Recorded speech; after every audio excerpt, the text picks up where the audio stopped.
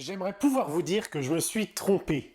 J'aimerais m'asseoir ici et vous dire que James Cameron m'a fait mentir, qu'il a écouté les critiques et que mes craintes sur ce troisième opus étaient infondées. Mais la vérité, c'est que j'avais raison dans ma précédente vidéo, et ça me fait mal de le dire. Avatar 3 Fire and Ash est un paradoxe vivant. C'est indéniablement l'objet visuel le plus beau et le plus abouti de l'histoire du cinéma. Une claque technique qui remet tout Hollywood à sa place. Mais dès qu'on gratte un peu cette surface dorée, eh bien on découvre une espèce de DLC le plus cher du monde. On nous a vendu l'enfer et on a eu de l'eau tiède. Et pour une conclusion de trilogie, on frôle l'accident industriel narratif. Installez-vous, prenez votre masque d'oxygène. Avec celui de rechange, tant qu'à faire, on décortique l'arnaque à 1 milliard d'euros. Regarde. Il n'est rien de plus pur en ce monde. Le feu est venu de la montagne pour brûler notre forêt. Mon peuple a versé tant de larmes. Mais Eywa n'en a eu que fait.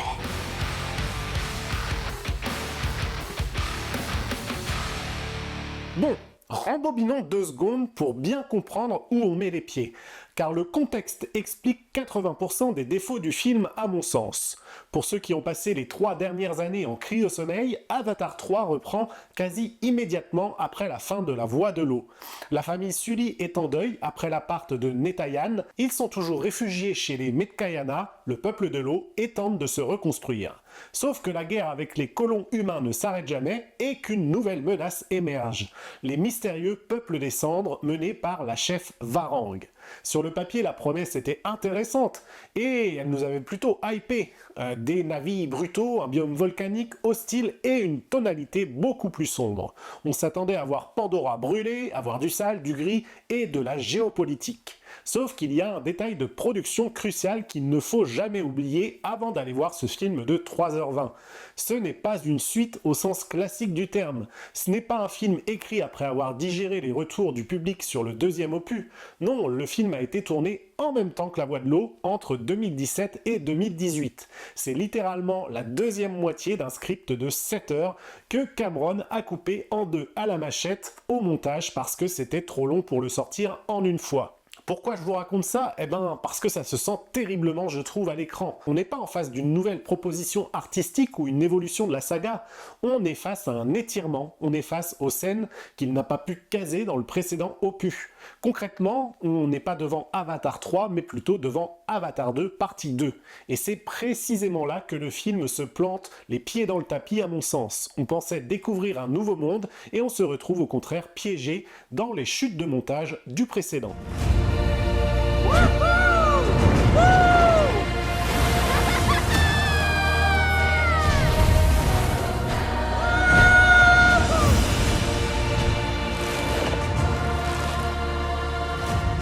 Ce monde est tellement plus profond qu'on ne l'imagine.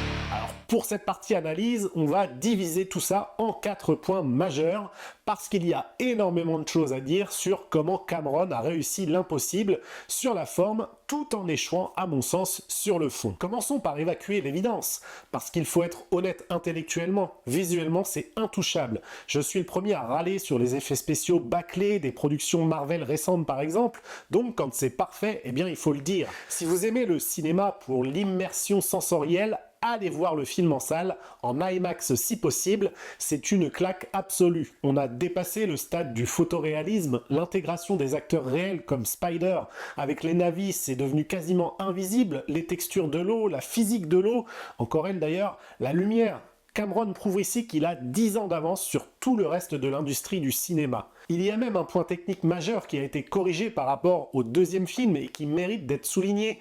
Le HFR, la haute fréquence d'image, avec le 48 images par seconde, eh bien souvenez-vous, dans La Voie de l'eau, c'était assez mal géré. On passait de scènes cinéma en 24 images à des scènes fluides qui donnaient cette espèce de côté telenovela ou jeu vidéo accéléré qui, moi, m'avait un peu sorti du film. Eh bien ici, c'est totalement maîtrisé. les transitions sont douces, l'action est lisible, on ne sent plus le changement technique entre ce type de scène. C'est du beurre. Le film aussi a un meilleur rythme. Là où il était très contemplatif, presque un documentaire National Geographic sur les baleines de l'espace dans la deuxième partie, eh bien ici la partie action du script est beaucoup plus importante. Ça bombarde, ça s'enchaîne, les enjeux explosent. C'est un grand 8 ultra efficace qui ne laisse pas le temps de respirer. Mais voilà, un grand 8 c'est fun, mais ça ne raconte pas forcément une bonne histoire. Et c'est là que je vais devenir évidemment beaucoup moins positif. Allons-y donc, le titre Fire and Ash, Feu et Cendre. Avec ça, eh bien moi je m'attendais à l'enfer de Dante. Je m'attendais à une plongée viscérale dans un biome volcanique. Je voulais comprendre comment vit ce peuple, ce qu'ils mangent, comment ils survivent au milieu des éruptions, quels sont leurs rites, les animaux totems, etc. etc. Souvenez-vous d'ailleurs d'Avatar 1, avec la découverte de la forêt qui était magique. Souvenez-vous aussi d'Avatar 2. On a passé 1h30, certes peut-être un peu longue, à apprendre la culture du peuple de l'eau. On a appris à respirer, à nager et à comprendre le lien avec les Tulkun. C'était de l'anthropologie fiction et globalement, eh bien, c'était plutôt bien. Ici, au contraire, c'est plutôt la douche froide. Le fameux biome des cendres est expédié en à peine quelques scènes, qu'on traverse pour les besoins du scénario, mais on ne l'explore réellement jamais.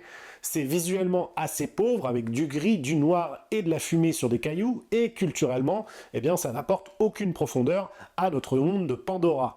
On ne s'attache pas vraiment à ce lieu et on ne le vit pas. Le peuple des cendres ne sert que de prétexte pour avoir des méchants Na'vi. C'est une fonction scénaristique, pas vraiment une nouvelle culture, pas un nouveau skin comme je l'avais dit dans ma précédente vidéo. Le pire, c'est que le film semble avoir peur de quitter sa zone de confort aquatique. Résultat, on passe encore une immense partie du film dans l'eau. On se tape encore des scènes de nage, on a encore des créatures marines. J'ai eu l'impression franchement que Cameron avait encore des assets 3D de l'eau à rentabiliser avant de passer à la suite. L'effet de lassitude est assez violent. Je pensais voir un film avec du feu et au final, je me retrouve devant la voie de l'eau 1.5. Si vous aviez eu votre dose de bleu turquoise il y a 3 ans, eh bien préparez-vous car on remet la tête sous l'eau de force au détriment de la nouveauté promise. Ce n'est même plus un reskin, ce que j'avais dit précédemment, non, là on change même pas de skin, c'est carrément bien la suite tout simplement directe de Avatar 2, c'est le même film. D'autre part, le film souffre aussi d'un manque d'inspiration assez flagrant dans sa structure. On a littéralement l'impression que Cameron nous refait les mêmes scènes que dans le 2, mais en plus gros, comme s'il remixait ses propres tubes. C'est un copier-coller structurel, on a le droit de nouveau à une scène de chasse au Tulkun par exemple, encore, c'est mécanique, on connaît déjà la méthode, ça n'apporte rien de nouveau au lore ni à l'émotion. C'est juste là pour dire, regardez comme les méchants humains sont encore en train de chasser les gros animaux. On a aussi le droit de nouveau à un grand conseil des clans pour unir les tribus, encore, et surtout, on a le droit de nouveau à un climax final sur l'eau et dans l'eau. Encore, encore et encore. C'est du best-of, c'est spectaculaire, oui, mais c'est intellectuellement un peu feignant. On recycle aussi d'ailleurs les mêmes musiques, toujours avec les mêmes thèmes qui tournent en boucle. On recycle les lieux, on recycle les enjeux. Les enfants, par exemple, se font encore une fois capturer, de nouveau, et les parents doivent aller les sauver comme d'habitude. C'est la boucle de gameplay de la saga, et au bout de 9 heures de film cumulé, ça commence à se voir un peu. Et là, je ne parle même pas des facilités d'écriture qui pullulent. Parlons par exemple de Spider, son arc narratif est un chaos total, un coup il a besoin d'un masque, un coup non, un coup les masques à oxygène s'épuisent en 2 minutes pour créer du drama artificiel, alors que dans les précédents films, il tenait des heures. Parlons aussi de Jake, qui s'évade de situations impossibles grâce à des PNJ, comme le gars, là, le gentil scientifique, qui change de camp comme par magie juste au bon moment. Le scénario tord un peu la cohérence de son propre univers pour faire avancer l'intrigue vers le point qu'il a choisi au mépris de la logique établie. C'est brouillon et indigne d'un perfectionniste comme Cameron. Merde, ce mec a quand même pondu Alien ou encore Terminator autrefois. Et puis parlons aussi de ce qui est peut-être mon plus gros regret et le point qui plombe le plus le film sur la durée. On nous a teasé Varang, jouée par Oona Chaplin, comme la grande menace. Et c'est vrai qu'elle est badass. Elle a un look incroyable, elle a un côté Joker, elle rejette Hewa, elle veut voir le monde brûler, et elle apportait enfin cette nuance avec ce Na'vi contre Na'vi, quelque chose de tribal, de viscéral, de nouveau. Mais elle est complètement cannibalisée, et devinez par qui ? Papa Quaritch. On tourne en rond avec ce personnage, c'est fatigant. Il est toujours là, toujours avec les mêmes obsessions de vengeance contre Jake. Le problème fondamental est bien que ça tue l'enjeu dramatique. Quaritch est devenu une espèce d'immortel, il survit à tout, il tombe, il se fait transporter, il se fait écraser, il meurt même, mais il revient. Et si il ne peut pas mourir, eh bien il n'y a pas de danger. Et s'il n'y a pas de danger, il n'y a pas d'émotion, enfin bref, c'est la base du cinéma. Varang, quant à elle, qui aurait dû être la star maléfique du film, n'est finalement qu'un accessoire, un prétexte pour donner une espèce d'armée à Quaritch. Elle est sous-exploitée et on sent qu'elle est là pour préparer le terrain pour la suite par exemple. Et puis parlons justement de la suite et notamment de la fin. Cette fin ouverte qui n'en est pas vraiment une. Cameron nous avait vendu la conclusion d'une trilogie, eh bien c'est faux. C'est un mensonge marketing, le film ne conclut rien du tout, on a juste l'impression d'avoir vu l'épisode de mi-saison d'une série télé de luxe. On sort de la salle un peu frustré, avec ce sentiment désagréable d'être pris pour un portefeuille ambulant qu'on invite à revenir tous les 2, 3 ou 4 ans. Et puis parlons aussi du ton, le ton sombre promis par la promo, une espèce de fameux empire contre-attaque de la saga. Bon, sachez que c'est du sombre version Disney. Le film n'ose pas aller au bout de la promesse tragique. On ne tue globalement pas de personnages importants. On tue que les personnages secondaires dont on se fiche un peu. Les héros principaux sont eux protégés par une espèce d'armure scénaristique qui semble impénétrable. On frôle la catastrophe, on pleure un coup, et puis on repart. On est loin de la tragédie grecque annoncée. On doit se battre! C'est notre mère guerrière que j'implore.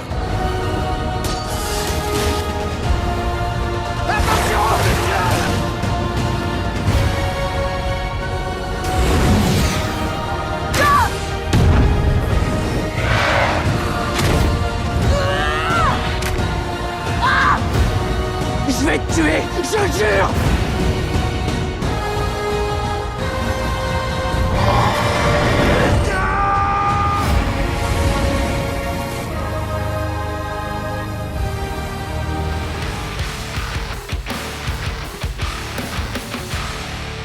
Au final, ce Avatar 3 Fire and Ash, c'est le paradoxe ultime du cinéma moderne. D'un côté, je ne vais pas vous mentir, c'est une claque visuelle absolue comme prévu, c'est généreux, le climax final dure quasiment 45 minutes et il est dantesque. Si vous voulez juste manger du popcorn et en prendre plein les yeux, eh bien vous serez servi comme jamais. C'est le blockbuster total. Mais de l'autre, c'est aussi une coquille vide, ou plutôt une coquille recyclée, avec trop de promesses non tenues sur le peuple des cendres par exemple, une lassitude narrative évidente due au tournage simultané notamment, et cette impression désagréable d'avoir vu un bis repetita de luxe. C'est un film qui a peur de son propre titre, il promet le feu, mais il préfère rester pataugé dans l'eau tiède, parce que c'est là qu'il se sent globalement en sécurité, et où Cameron peut montrer ses effets techniques. Je ne change donc rien à ce que je pensais après avoir vu le 1 et le 2.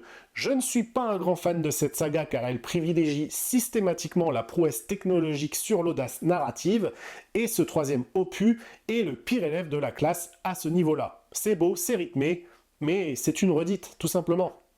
Voilà pour mon avis à chaud. Je sais que la team Cameron et la team Avatar va forcément me tomber dessus. Ah, tu comprends, c'est de la poésie, machin. Mais je suis curieux en tout cas d'avoir votre avis sincère. Est-ce que la claque visuelle vous a suffi à pardonner le manque de nouveautés? Est-ce que ce peuple des cendres vous a convaincu? Ou est-ce que, comme moi, vous avez eu l'impression de voir un DLC très haut de gamme? Dites-moi tout en commentaire, avec évidemment du respect, comme des Na'vi civilisés.